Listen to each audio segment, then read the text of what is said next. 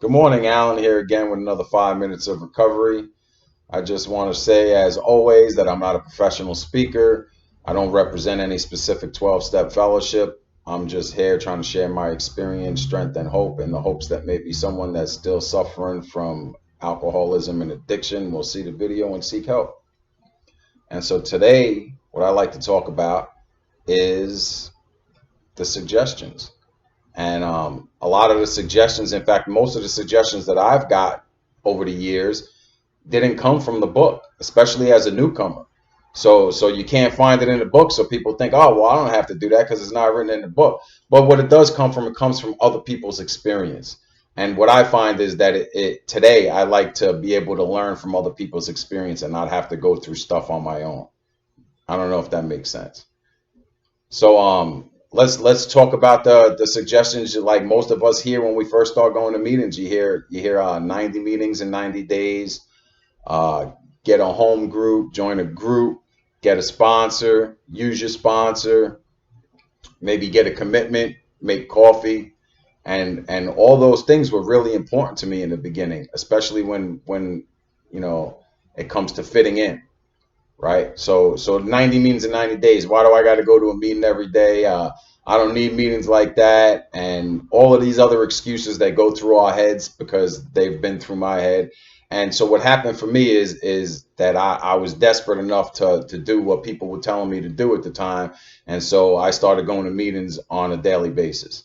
And as a result of going to meetings on a daily basis, I got to start showing up in the same places over and over again and start seeing the same people day to day. And what that started for me is it helped me to start getting connections with other people. And the connections helped me to start to build relationships and to start to build a network of people that were in recovery. And so it's much easier to reach out and call somebody when you're struggling that you know, that you've seen and you know, than it is then to just reach out to a stranger. And in the beginning, that everybody was strangers, right? But the thing that always kept me coming back was the fact that I always felt the hope and the love that was in the room. And it was the first meeting that I ever went to. Like, although I was really uncomfortable in my own skin, and I still can be from day to day, but for the most part, like I'm comfortable with who I am today. But that's for a whole nother story. But in the beginning, like I was really uncomfortable in my own skin, but I was comfortable in the room. I was comfortable in the meeting. People always made me feel welcome. And so like I think it's really important that 90 meetings in 90 days. Like that's something that you should really if you can't make 90 meetings in 90 days, you make as many meetings as you can in 90 days.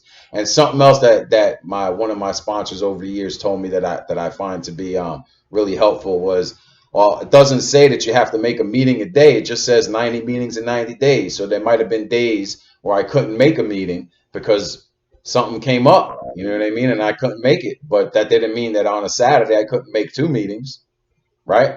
So so that was real helpful. And then the other thing is join a group. Why is it important to join a group? Well, I think it's really important to join a group because you need to be a part of something. I was taught to, and like I'll just go about with my experience and the things that I was taught. So the person that I had mentoring me, sponsoring me, told me that I should join a speaker group, and that the reason why is so that way I would go out on commitments. And in the beginning, I would go out for support, and then when I had 90 days and I was able to speak, then I would go and I would speak. And what that instilled in me was being able to give back, and that was important, right? Because I didn't want to feel like I was just take. And in the beginning, you have to take because you have to do whatever's necessary to stay sober a day at a time. So the goal or the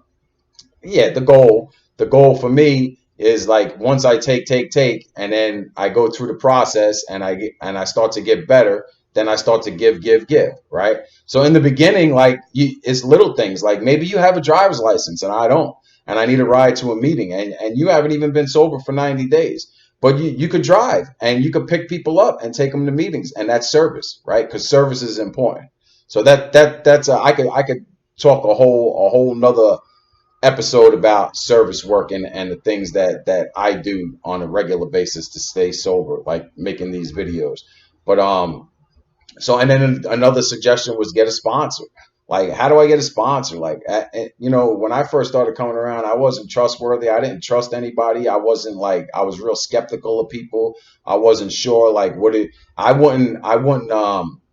would be your friend if I could get something from you. If there wasn't nothing in it from me, then what was the sense of being friends, right? Like, that's how selfish and self-centered I was. And I think most of us are when we first come in. And they talk about getting a sponsor. I don't trust nobody. And then they said get a sponsor, that someone that they have what you want. And for whatever reason, like over the years, I've been really blessed to pick really good sponsors, right? And what a sponsor is, all a sponsor is someone that guides you through the 12-step process, that helps you to get and stay sober on a daily basis. That's their job. That's it. Not to give you advice, not to pay your bills, not none of those things. You know what I mean? That we all tend to think like when we first come around, and maybe you don't want to admit it, and maybe you're a little needy, and you want people to take care of you. I know I always wanted people to take care of me. And but that's not the purpose of a sponsor. A sponsor is strictly to guide you through the step process. And so like you need to find somebody that could do that for you. And so I would recommend that you find somebody that went through the step process. And so my experience has been is that I found somebody right from the door, and little by little they showed me that I could trust them, and we started to build a relationship. And as a result of that, what happened is I became trustworthy myself by taking a chance and trusting another man. That's another thing. Men with men, women with women, that seems to work the best. We don't want to get all screwed up with another suggestion, or no relationships for the first year. And that works. You know what I mean? So I'm way over my time today. So maybe I'll talk a little bit more. In fact, next week maybe we'll talk about relationships and see why they suggest no relationships for the first year and no major changes. So with that, I hope everybody got something out of my video, and you have a great week, and God bless, and I'll see you next week.